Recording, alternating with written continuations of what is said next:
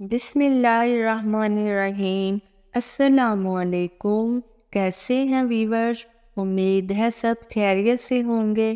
آج میں آپ کے لیے انتہائی مفید ٹپس لائی ہوں جن کے استعمال سے آپ اپنی زندگی کو بہتر بنا سکتے ہیں۔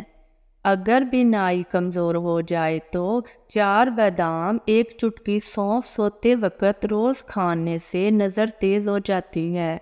اگر سنک میں کچرا جمع ہو جائے تو 2 کھانے کے چمچ سوڈا بائی کاربونیٹ پہلے سنک ڈرین میں ڈال کر اوپر سے 1 کپ سرکہ ڈال دیں تو 1 گھنٹے میں بن ڈرین کھل جائے گا۔ فریج میں سبزیاں اور پھل پلاسٹک کے بیگ میں رکھنے کے بجائے کارٹن کے بیگ بنا کر ان میں رکھے جائیں تو زیادہ دیر تک تازہ رہتے ہیں۔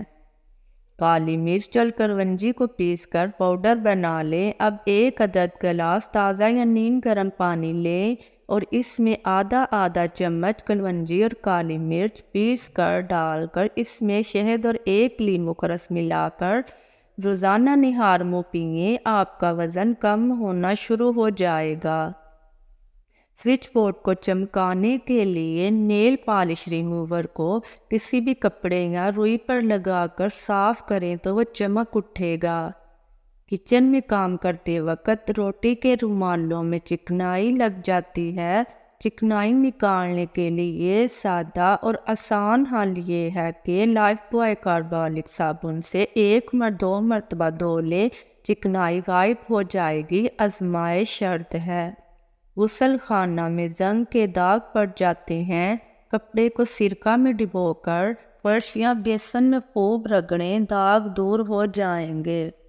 کم سن بچوں کو اگر نیپی ریش ہو جائے تو تھوڑا سا خشک کارن فلاور لگا دیں، فوراً ٹھیک ہو جائے گا۔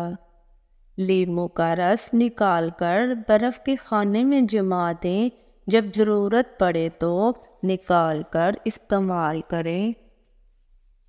اروی یا بھنڈی کاٹنے سے پہلے ہاتھوں میں سرسوں کا تیل لگانے سے خارش نہیں ہوتی۔